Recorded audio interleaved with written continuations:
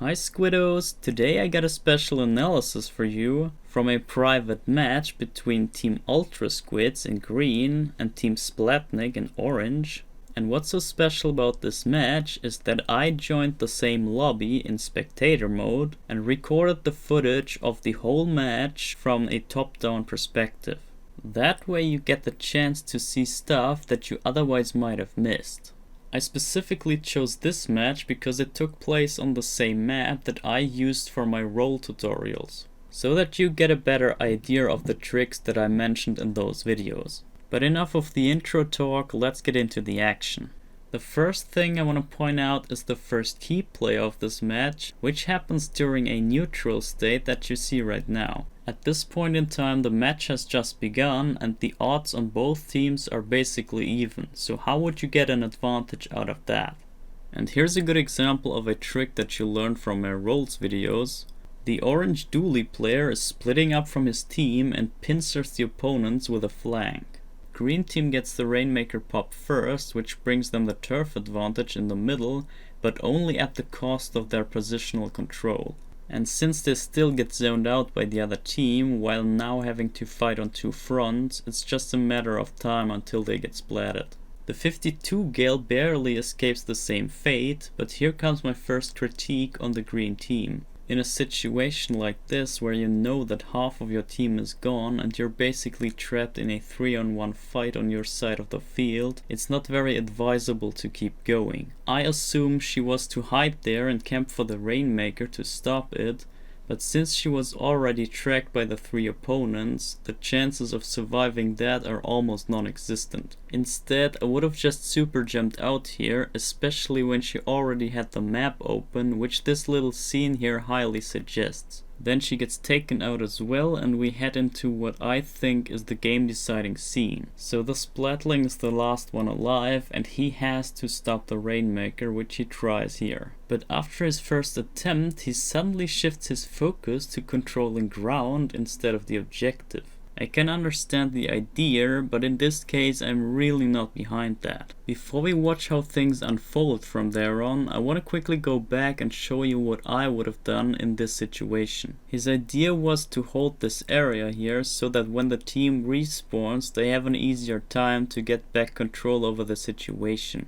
However, you always have to think about the risk and reward of your actions. So your best case here would be to hold your area, which is a good thing, but the requirements for that are to win a 4-on-1 fight, which is not a very likely thing to happen. Instead, I would just give up this area and immediately swim up to the high ground and ignite my Stingray to make use of my last remaining advantage, which is my position and range. And from there on, your only remaining task is to stop the Rainmaker as fast as you can.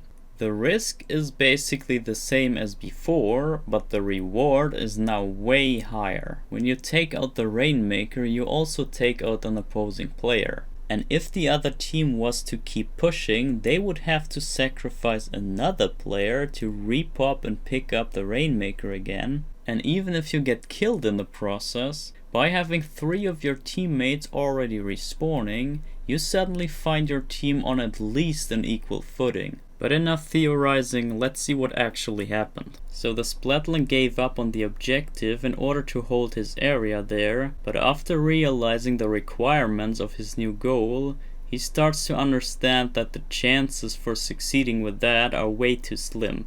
And he then shifts his focus back to the objective, but without considering his position. He could have still went for my suggested play here, especially when he's covered from his returning teammates, but instead he super jumps out and uses his Stingray from the spawn, which takes longer and has a worse angle. And you immediately see why this is such an issue. Because the map is so small and the turning speed of the Stingray is so slow, it is basically impossible to pursue a target from this position. And that's why it even took help from the dually player to finally stop the Rainmaker. With all those explanations here, I just wanted to point out the severeness of a backline mistake. Whenever you play backline, you can sacrifice almost anything, but just protect your team from the worst. And looking at the score right now, this almost is the worst. If it wasn't for the dually player, that might have been the KO here. But it wasn't, and that's what a team is there for, to help out each other whenever you can, especially in crucial situations like this. And after cleaning up their mess, Green Team finally gets their foot back into the match. So let's observe how they're gonna come back from this huge disadvantage. You see, it's a 2-on-2 situation, so they could possibly rush for some points here, but that wouldn't help them out too much considering the big lead of Team Orange. However, this gives us the opportunity to see how the Orange team deals with the pressure of an opponent's push. With 2 teammates down, they have to make the most out of their remaining resources. The Squeezer player hides behind those boxes to go for a defensive shark, which gives him control over both sides of the obstacle as long as he stays undetected. Which doesn't last too long since one of the Rainmaker shots forces him out of his position. At this point in time, this player only has 2 options: escape and try to survive, or risk your life for an attack. And he goes for the aggressive option and puts some pressure on the Rainmaker. I'm quite fine with this decision because the Orange team has a huge lead already and they can easily afford to give up their front position at this point in time. What I am not okay with is that he survives. This has to be bad communication in the team or something else, but a 3-on-1 fight on opposing ground should not end well for you by any means. Meanwhile, the green backliner barely gets the trade on the invader there to prevent a very dangerous flank, so that was quite important. But now back to the other scene, we see a Booyah Bomb coming out from the green team, which might have been a little bit misplaced, but nonetheless it forces the orange K-shot to drop off the platform, which leaves the retreating Splatling to be the last defending player on that area. And now I want you to realize the situation, because it's almost the same as we saw in the beginning on the other side of the map. But this time the Splatling does do what I suggested earlier and gets back up the slope to use his positional advantage and range to get rid of the invader. But what even happened to the rest of Green Team's push, you may ask? Let's rewind some seconds and find out what made them stuck. So we're back at charging the Booyah Bomb, and you remember how the green team didn't finish off the Squeezer in the 3-on-1 fight. It actually happened that the surviving Squeezer took his opportunity to constantly pressure the left side of the green team so that the Rainmaker couldn't move up safely and therefore got stuck in the only secure place behind that box. And to make things worse, the orange K-shot player who dropped down from the other area now also stepped in to finish off the locked up Rainmaker. So this was all a result of ignoring the Squeezer when he first attacked. I just wanted to demonstrate you how important it is to keep track of every opposing player. Even a seemingly passive play can lead to changing the outcome of a match entirely. And while we edit, we head right into the next example. I'm kinda sorry that it hits the green Splatling again, but how else would we learn if we don't look at mistakes? So I want you to observe this situation here. The green Splatling is up on his high ground aiming at the Rainmaker. And now watch what's about to happen. He sees a curling bomb followed by a player approaching his side, so he starts shooting at him. But you won't guess what's next. Completely out of nowhere, he suddenly forgets about his target. Forever. I'm not blaming him for losing his target, I'm blaming him for forgetting it. Let me quickly zoom out to make you understand. From this perspective, the entire bottom part of the map is not utilized at all, it's not even painted. And as you can see, green team controls about this much turf. And since the green Splatling already saw the orange player coming to his side, he could safely assume his presence within this area. And this is crucial information for the team. By ignoring your knowledge here, you put yourself and your team at a high risk, which is exactly the opposite of what you want to do when you play backline. And you will now witness the full extent of his carelessness.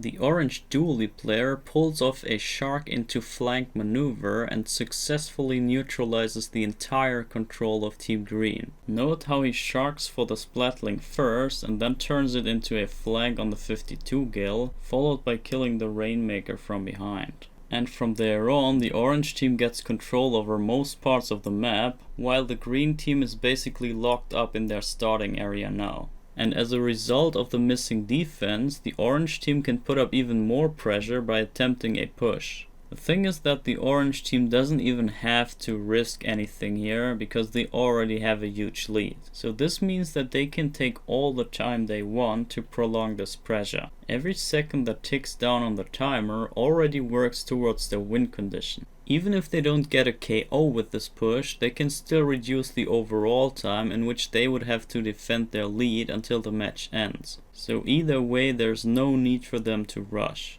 And until they get back to a neutral situation, Team Green loses about an entire minute due to the lack of awareness of the backliner before.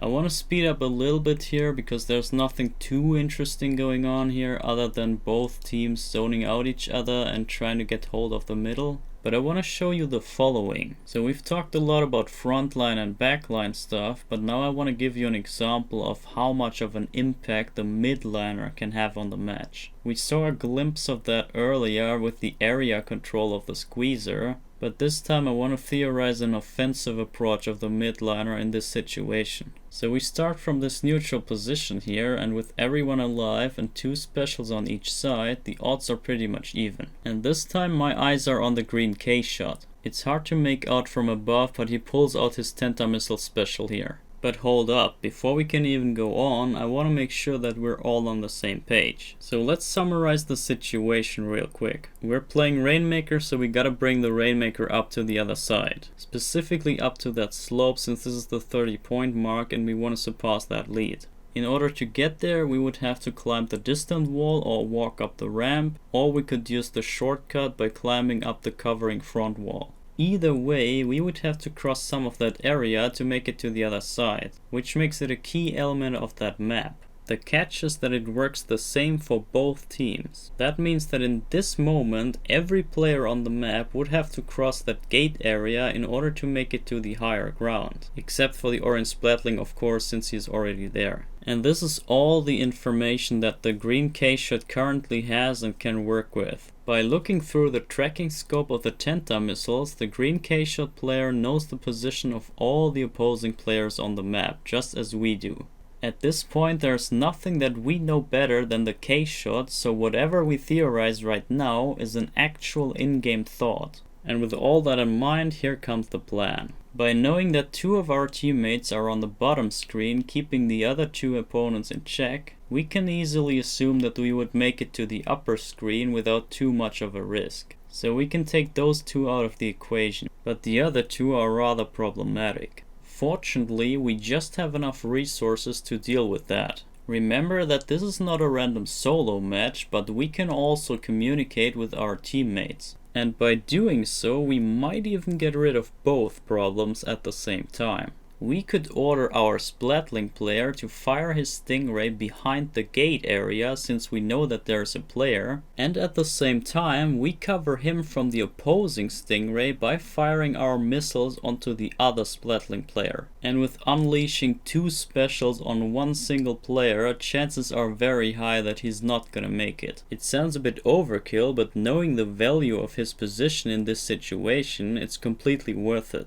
Also, the Stingray serves another purpose as well. Depending on the judgment of the orange squeezer, he might try to interrupt the Stingray by moving to the left side. And if he decides to do so, it's over. The K-shot grabs the Rainmaker, the other 2 cannot react in time, the Splatling is busy with dodging missiles and Stingray, and the last defender just moved away in the crucial moment. And from there on, the only hope for Team Orange would be the Inkjet from the Dooley player, but this is a basic risk that you always have to take. And with all this theorizing here, I just wanted to make you aware of how much impact the midliner's decision can have on the match. And this was just to showcase how I would do it, but now let's go back to the match and see if they came up with something similar. So the K-shot indeed does target the Splatling on the other side, but to me it doesn't look as if there's much of a plan behind that. The K-shot didn't even care to get the pickup kill on the opponent when he clearly knows that there's only 1 player left after he took out one with his suction bomb.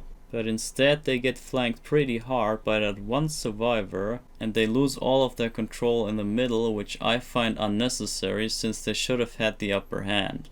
And while we're closing in on the last minute of the match, I want to give you a general advice for your team. There might be exceptions to this rule, but in general I would recommend your team to not bunch up in one place altogether. It's true that your chances of winning gunfights increase with more firepower, but if something goes wrong and you end up in an unlucky position, you put your entire team at the risk of getting wiped out. It didn't happen here, but just be aware of that possibility. By the way, in this scene right here, the green K-shot is in a similar situation as we saw earlier. He just fired his missile, so he knows the positions of all the opposing players, and at this moment only the orange dually player could deny his access to the important gate area, while at the same time there's nobody behind that area who could stop the Rainmaker. But I'm not going over this again, I'm just saying that the midliner is the one who has to open up opportunities for the team. And there usually are enough chances in a match, you just have to have a keen eye to find them. And as the match time goes down, you should also adjust your risk-reward thinking accordingly.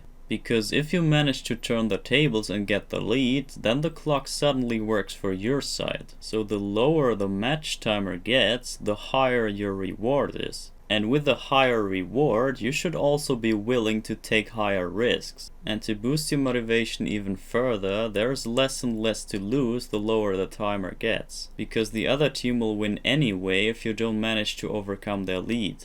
The same kind of rule goes for the opposing team as well, just the other way around. The lower the timer, the safer you want to play when you have the lead.